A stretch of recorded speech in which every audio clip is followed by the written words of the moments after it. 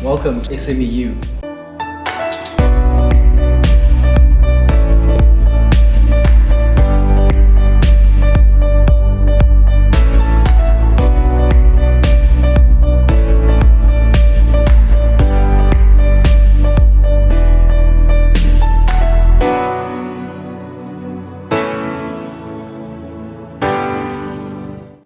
Welcome to all our viewers. This evening we have a top-notch businessman, Damian Michael. And today we're talking about entrepreneurship. What are the challenges? What journeys do we face? And what does it take to become an entrepreneur? So welcome, Damian. Thank you very much. Glad to be here. Damian, just share who you are. Well, as you introduced myself, Damian Michael, I'm the founder of Innova Networks and SMEYOU. I have been in the ICT sector for the last 20 years. And I would like to say that I'm a tech disruptor. Lovely. So Damian, we haven't looked at your profile a bit earlier. And we understand you came from big corporates, working for many years. Yeah. And you took that one step of building your own organization. What drove you to do that? I think the lessons that I've learned in corporate led me to ultimately make a decision to kind of like leave. So I have been working in the telco space for the last 16 years with the likes of Vodacom, MTN, and I was privileged to roll out Neotel in South Africa. I spent 6 years at Neotel, and then I decided that I think it's time for me to jump ship and actually start my own business. But I don't think the journey was really easy because when you take a big journey like that or a big decision like that, you need to have a lot of the experience and a lot of the intellect and the passion and the know-how. So, over the last 16 years, I've learned about business, I've learned about corporate, I've learned about customers, markets, cash flow, revenue, and those kind of things.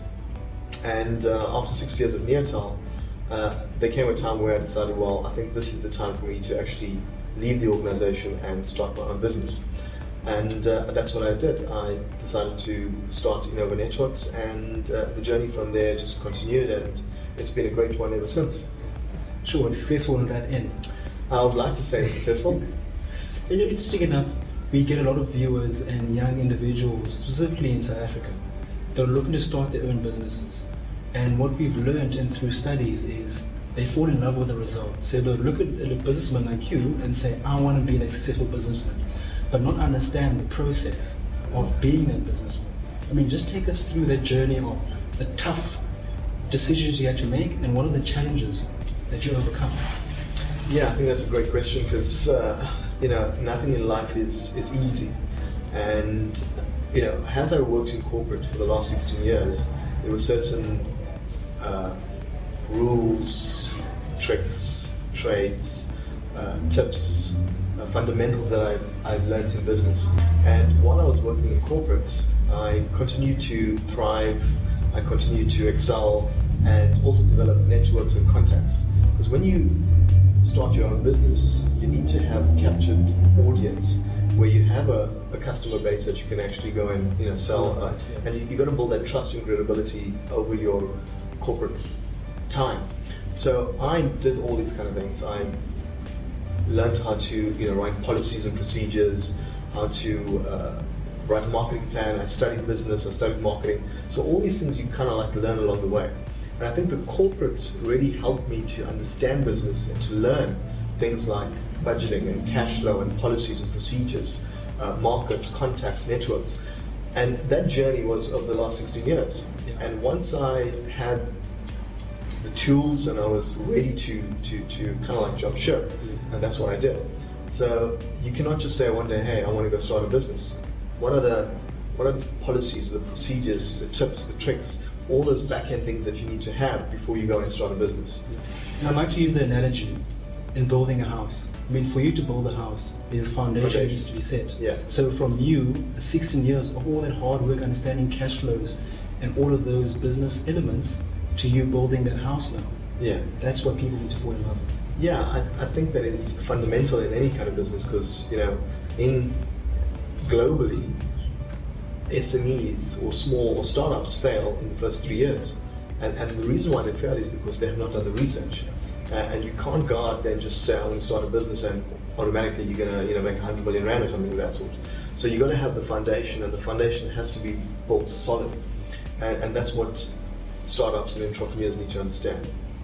And just going back to the foundation, I mean, the business now is running smoothly and things are going well, but what other support did you receive? I think as a startup or as an entrepreneur, there's always things or support that you require. One of the best advice I think I could give to any entrepreneur or startup is you should get a mentor, get a coach. So if you want to be a top athletes have coaches who coach them along the journey. So it's the same thing with business. If you want to have a successful business, get yourself a coach, invest in a coach, and invest in the time coaching yourself. The other thing that I think is really important is to not work in your business, but work on your business. So you've got to understand that you as an entrepreneur or a startup, you're doing everything, but you've got to work on that business as well. And your business never finishes at 5 o'clock. You actually only see the results once you get home, because what you do from that 6 till 12 at night actually bears the results. And that's what people should understand, all startups and entrepreneurs. The other thing it's important for support is, as a startup or a SME or an entrepreneur, you always need funding. Go to the right people for the funding that you require. Network you cannot network enough. One of the things that is very important is that your net income is determined by your network. So the more network of contacts and people you have, the more income you can receive. And that's what's really important for a startup. That's brilliant. And Damian, the analogy that I like is not working in your business, but working on your business, which means there's those extra hours that you're always focusing and envisioning the success of the business. Absolutely, yeah. But where does this stem from? Just that wanting to not stop from where you are, not being satisfied, to always revolutionizing this organization that you have. Yeah, so I think for me, what is important is how do you, as a startup or entrepreneur, how do you disrupt? How do you actually compete with your competitors? So what are the things that you can do that they're not doing? A typical example would be you could work on your systems, your processes, your policies and your procedures, not from 8 to 5, but you can start developing that at night, because those are things that you don't have to respond to customers about. That's internal stuff. How do I engage with my employees? Do I have a code of conduct? Have I written a code of conduct? What is my dress code? What is my email policy? What is my customer support stuff? So these are the kind of things that you need to do on your business so that you actually build a rock solid business. And the other thing is it's important for you to dominate your market. How are you dominating your industry? How are you dominating your market? How are you staying abreast from your competitors? These are the kind of things that I believe that you could do after you close shop. And then my last question to you. I would like to ask this question to all our guests. So would you prefer to be a big fish in a small pond or a small fish in a big pond? I would rather like to be a small fish in a big pond so that I could achieve a lot of revenue in that big pond. And the nice thing about it is small fish grow. Correct.